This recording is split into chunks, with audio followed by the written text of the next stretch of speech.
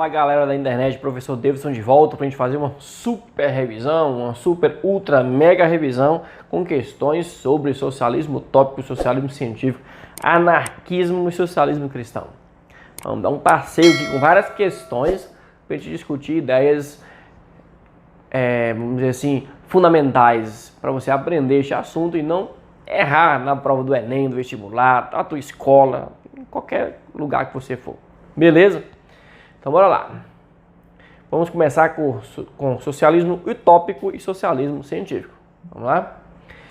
A ópera balé Os Sete Pecados Capitais da Pequena Burguesia, de Kurt Weill e Bertolt Brecht, composta em 1993, retrata as condições dessa classe social na derrocada da ordem democrática com a ascensão do nazismo na Alemanha, por meio da personagem Anna, que em 7 anos vê todos os seus sonhos de ascensão social ruírem. A obra expressa a visão marxista na chamada doutrina das classes. Em relação à doutrina social marxista, assinala a alternativa correta. Tá? A alta burguesia é uma classe considerada revolucionária, pois foi capaz de resistir à ideologia totalitária através do controle dos meios de comunicação. Falsa, a alta ideologia apoiou os regimes totalitários. A classe média integrante da camada burguesa foi identificada com os ideais de nacional-socialismo por defender a socialização dos meios de produção. Não, tá? A classe média, ou seja, burguesia, não defendia, ou seja, eles eram donos das propriedades, então eles não defendiam a socialização dos meios de produção. O que é socialização dos meios de produção? Tá? É transformar tudo isso do Estado, socializar. Isso vai virar no Estado socialista de todos, ok? A pequena burguesia ou camada Lumpen é revolucionária, identificando a alta burguesia como sua inimiga natural a ser destruída pela revolução. Parece que essa é correta, né? Vamos ver a letra D. A pequena burguesia ou classe média é uma classe antirrevolucionária, pois embora esteja mais próxima das condições materiais do proletariado, apoia a alta burguesia. Eita, ou só pode ser a C ou a D, tá? A pequena burguesia ou camada Lumpen é revolucionária, identificando a alta burguesia como sua inimiga natural. Aí é o seguinte, pequena burguesia é burguesia, então não é camada Lumpen. Camada Lumpen é o proletariado, então tá errado, tá bom? É o Lumpen proletariado, ele sim é revolucionário, a pequena burguesia não. Agora, a pequena burguesia ou classe média é a mesma coisa, é uma classe antirrevolucionária. Ela não é revolucionária, é antirrevolucionária, pois, embora esteja mais próxima das condições materiais do proletariado, embora seja lascada também, apoia a alta burguesia. Né? Pequena burguesia ou classe média não quer ser pobre de jeito nenhum, né? Eles se acham lá em cima. Então, o correto aqui é a letra D de Davidson, o lembrador. Questão número 2. Claude Saint-Simon, pensador francês, é um dos representantes do chamado socialismo utópico, corrente filosófica que criticava os resultados sociais da Revolução Francesa e da Revolução Industrial. Em suas obras, Saint-Simon propunha a formação de uma sociedade em que não haveria ociosos, militares, clero, nobreza, magistrado, nem ocorreria a exploração do homem pelo homem. A divisão do trabalho, a concorrência entre as empresas e o livre comércio como meio para se alcançar harmonia e justiça social. A abolição das regulamentações econômicas e das corporações, possibilitando que a economia funcionasse segundo suas leis naturais. A união do proletariado de todos os países de modo a promover a revolução que construiria a sociedade justa e igualitária. Bom, a letra D é Marx. Proletariado de todo mundo, univos. É assim que ele coloca lá no livrozinho lá, como é que é o nome mesmo? Esqueci. O Manifesto do Partido Comunista. Proletário de todo mundo, univos.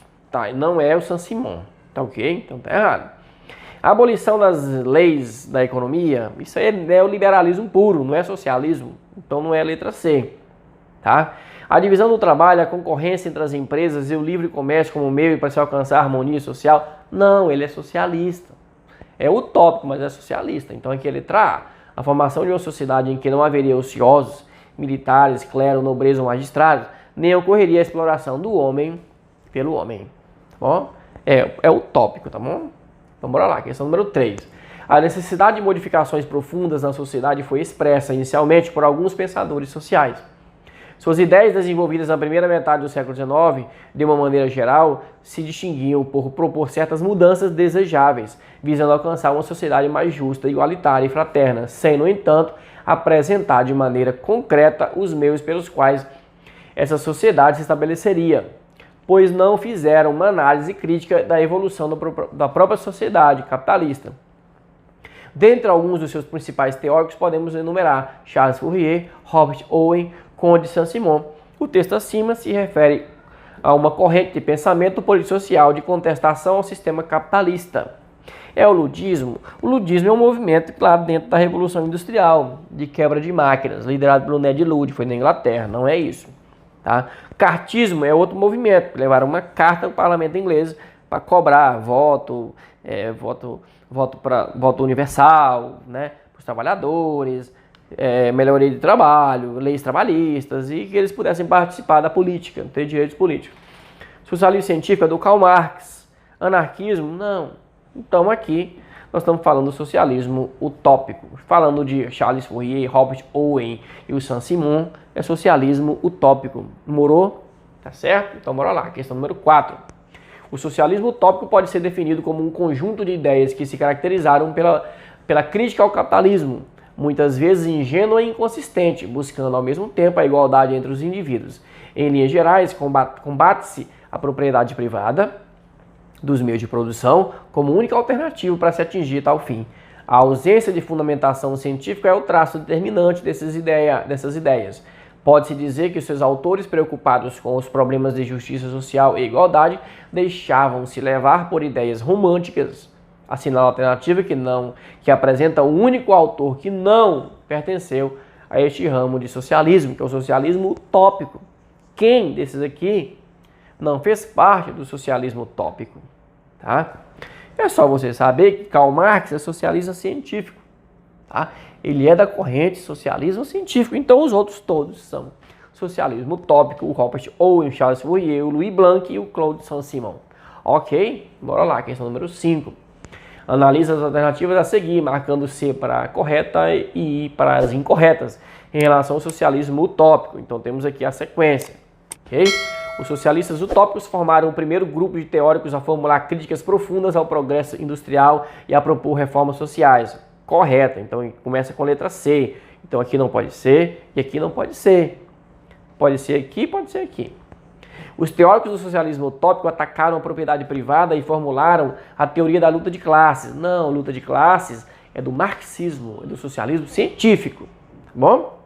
Então não pode ser essa, porque aqui está tudo C. Só pode ser essa, então. Então a CI, a próxima vai ser incorreta. Os socialistas utópicos propunham a criação de uma sociedade sem classes, baseada na doutrina social da igreja. Não, não era da igreja, tá bom? Então por isso que está incorreta aqui. E a outra então é correta. Os socialistas utópicos idealizavam propostas baseadas em acordos entre as classes sociais como mecanismo de construção de um mundo mais justo. Correto, então letra B de bola. Morou? Tudo certo? Então bora lá. Questão número 6. O quadro a seguir, criado pelo italiano Giuseppe Pellizza, é uma expressiva representação da emergência dos movimentos sociais no final do século XIX, ao mostrar uma multidão de trabalhadores que determinadamente avança para reivindicar seus direitos. Esse fenômeno de desenvolvimento das organizações coletivas, como o movimento sindical e os partidos políticos, teve início na Europa, nos Estados Unidos, no século XIX, espalhando-se por todo o mundo ocidental. Beleza? Então aqui a pinturazinha do Giuseppe Pellizza, dos operários avançando em busca dos seus direitos. Qual das afirmativas abaixo a seguir corresponde às condições sociais daquele período? Como é que estava aquele povo? A rígida estratificação social impedia que os camponeses procurassem trabalho fora dos limites feudais. A estagnação do setor econômico produtivo centralizado no mundo agrário, incapaz de atender às necessidades humanas de subsistência. Não, o mundo era agrário naquele tempo. Nós estávamos na Revolução Industrial. Tá? Não estava em crise, não. Ok? C. Leis trabalhistas que reconheciam os direitos dos homens, mulheres e crianças. Não tinham leis trabalhistas. Por isso que eles estavam caminhando para cobrar leis trabalhistas. as péssimas condições de vida dos mais pobres, com longas jornadas de trabalho e precárias condições de habitação. Parece que essa é a correta, né? E letra E, a expansão dos governos democráticos abertos à participação popular e a inclusão dos mais pobres na política. Não, de jeito nenhum. Então aqui, ó. Péssimas condições de vida dos mais pobres, com longa jornada de trabalho, chegava a 14, 16 horas por dia de trabalho, né? Condições de trabalho ruins, salário baixíssimo e condições de moradia, uma porcaria. Não tinha leis trabalhistas, não tinha nada. Por isso que esses trabalhadores, pintados pelo José Pelitzsch, estão avançando para a luta para conquistar os seus direitos, ok? Próxima questão. O movimento do owenismo, do Robert Owen, no chamado socialismo utópico no século XIX, caracterizou-se pretender a conquistas do poder imediatamente através da luta armada, tá? Robert Owen, não. No anarquismo a gente vai ver que é isso. Pretender destruir o sistema capitalista através de sua paralisação por uma greve universal e duração indeterminada, nada disso, tá? Pretender a criação de comunidades modelo à base da cooperação nas quais não haveria a instituição do lucro. Opa, parece que é essa, né? Vamos ver? Pretender chegar ao socialismo através de barganhas entre a cúpula sindical e os representantes dos patrões. Não, não é isso. Tá? É sustentar que havia o capitalismo em virtude dos homens terem sido condenados à miséria terrena, sendo o mundo celestial socialista, daí a abdicação de qualquer movimento de rebelião. Não tem nada disso. Não tem nada de sobrenatural, nada divino na teoria dos socialistas utópicos. Ok? Então, nós estamos aqui.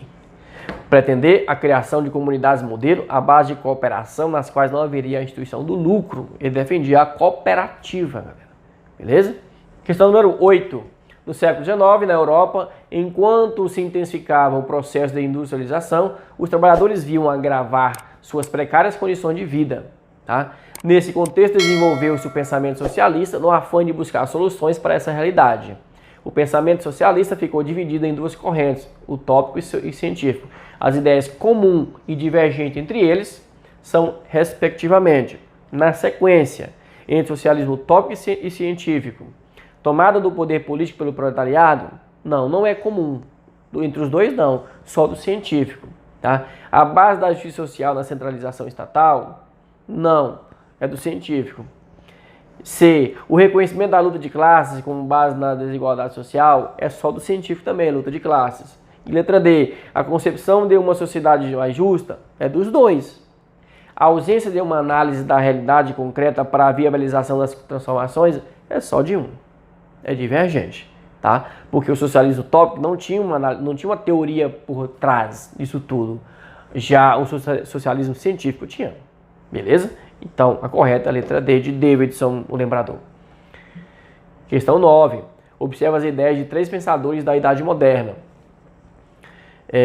Adam Smith, o escocês, em sua obra A Riqueza das Nações, afirmava que a única fonte da riqueza era o trabalho e não a terra. A ideia central da doutrina de Marx, alemão, é que a história das sociedades humanas é a história da luta de classes.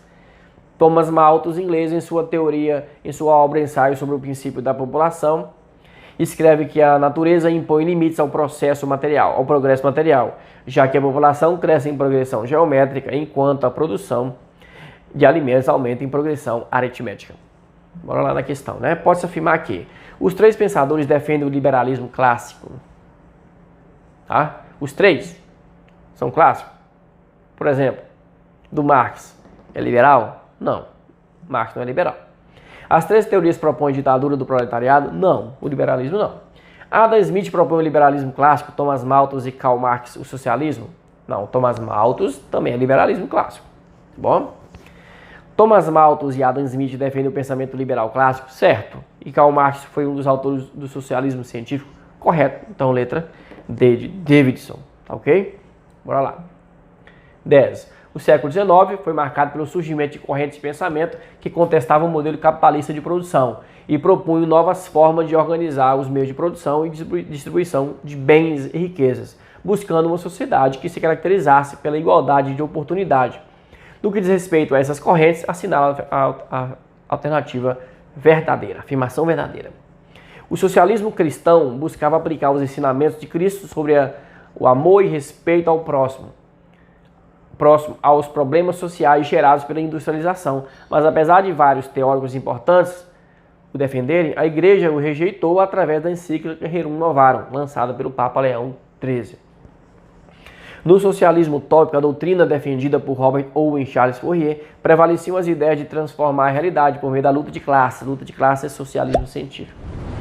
O socialismo científico proposto por Karl Marx e Engels, através do Manifesto Comunista de 1848, defendia uma interpretação socioeconômica da história dos povos, denominada de materialismo histórico. Correto. O anarquismo do russo Mikhail Bakunin defendia a formação de cooperativas, mas não negava a importância da necessidade do Estado para a eliminação das desigualdades. Não. O anarquismo pregava a inexistência do Estado. Ok? Então, letra D está errada. Tá? A letra B está errada, a letra A está errada. Então fica a letra C. Socialismo científico, por Marx e Engels, através do Manifesto Comunista de 48, defendia uma interpretação socioeconômica da história através da história dos povos, denominada de materialismo histórico e dialético. Beleza? Certo, vamos mudar de tema agora, vamos para o anarquismo e socialismo cristão. Também fazer algumas questões. Vamos lá?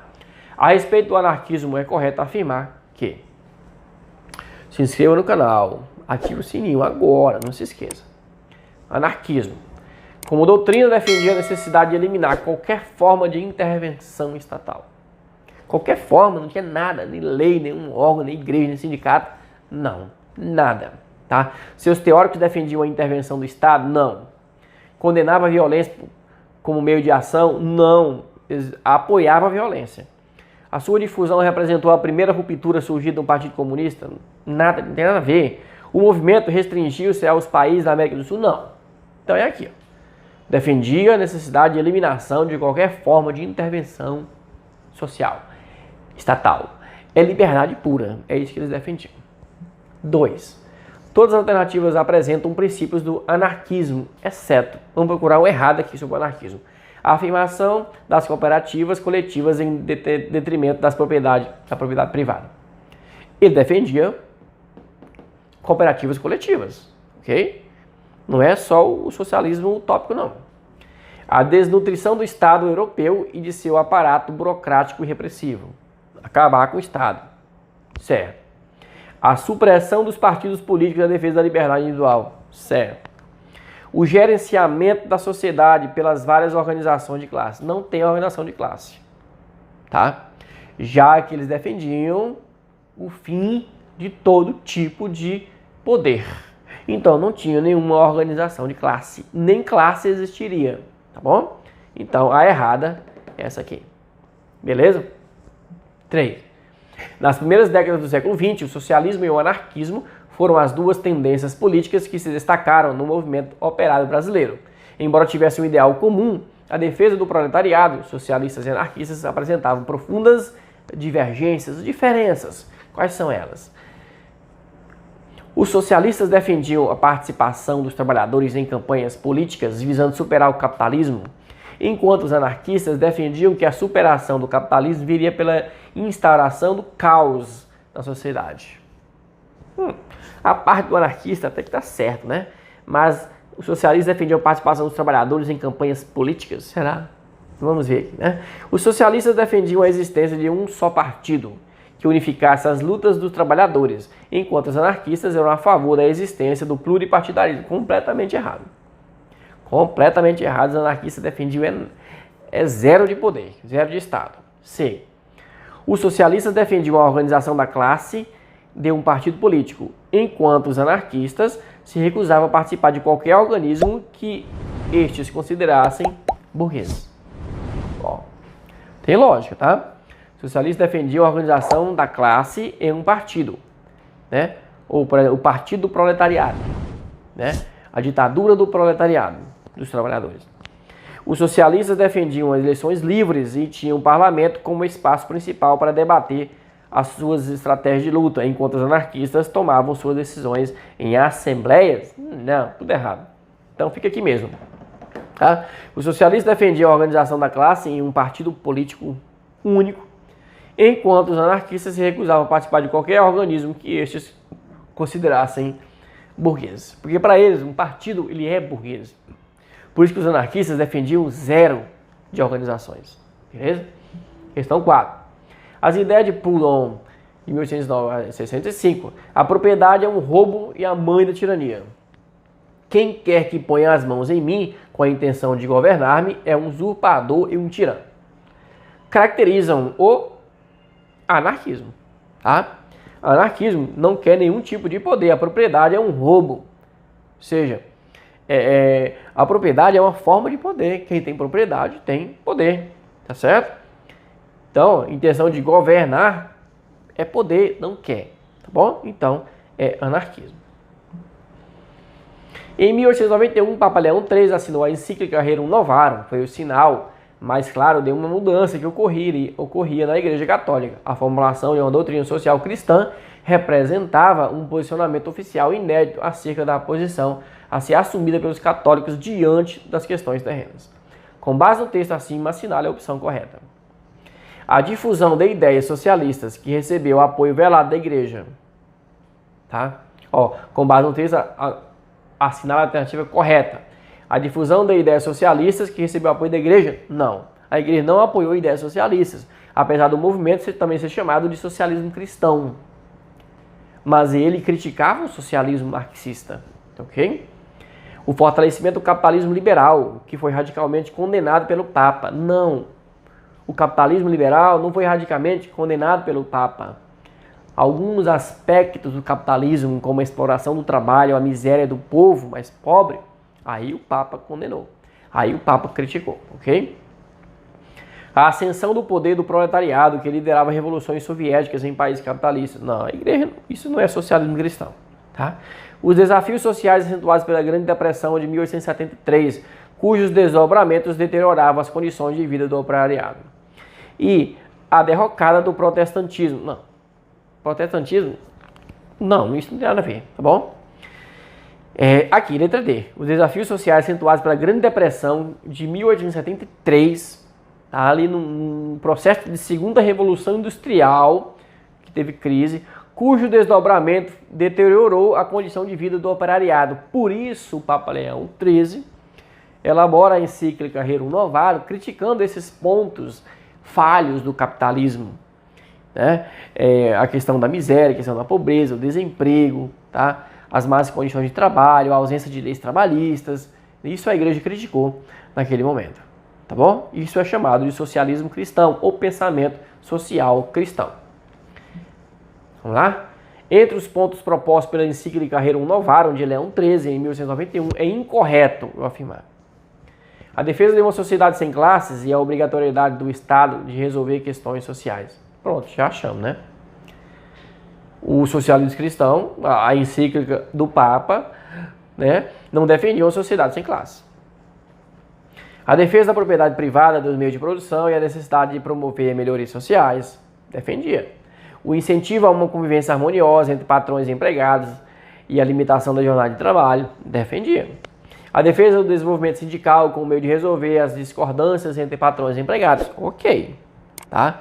O socialismo social cristão só não fazia isso aqui. Defendia a sociedade sem classe. Quem fazia isso era o socialismo científico. 7. Dessa maneira, a conversão da propriedade privada em propriedade coletiva não teria outro efeito a não ser o de tornar a situação dos operários ainda mais precária. A propriedade privada e pessoal é para o homem o direito natural, de direito natural. A natureza impõe ao pai de família o sagrado dever de alimentar e cuidar de sua prole, de seu filho, né? A natureza lhe inspira cuidados com futura necessidade de formar um patrimônio. Como isso poderia ocorrer sem a aquisição e a posse de bens permanentes e produtivos que sejam transmitidos por herança, ou seja, propriedade privada, bens, tá? Então, o Papa defendia a propriedade privada. Bora lá? A encíclica Rerum Novarum foi um documento representativo da posição da Igreja Católica no debate social do século XIX. Assinala a alternativa que apresenta a corrente política do século XIX a que se dirige a crítica do documento, né? Criticando o socialismo, que defendia o fim da propriedade privada, certo? Entendido aí? Fascismo não tem nada a ver, liberalismo não, islamismo muito menos, nacionalismo também não. tá bom? Então, o Papa estava criticando o socialismo, que queria o fim da propriedade privada. 8. Em 1891, o Papa Leão XIII apresentou o documento Rerum Novarum, conhecido como Doutrina Social da Igreja Católica. É correto afirmar que essa doutrina tinha como característica a oposição ao princípio de subsidiariedade do trabalhador, a condenação da formação de sindicatos pelos trabalhadores, a desaprovação de reformas que amenizem as condições de trabalho, o repúdio à doutrina marxista por considerar o socialismo falso e injusto, tá? E a rejeição à propriedade privada e aos direitos legítimos dos proprietários. Tá? Então, qual é a correta sobre a doutrina social cristã? Repúdio à doutrina marxista por considerar o socialismo falso e injusto? Né? Rejeição à propriedade privada? Eles rejeitavam a propriedade privada? Não, né? Não rejeitavam, mas repudiavam o socialismo marxista. Beleza? Bora lá? Finalizamos? Tá ok até agora? Tá ok até aí? Tranquilo?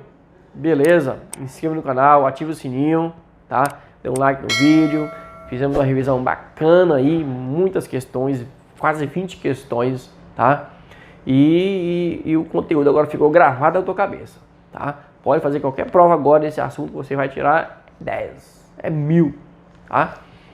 Então, galerinha, um abraço, até a próxima aula. Valeu!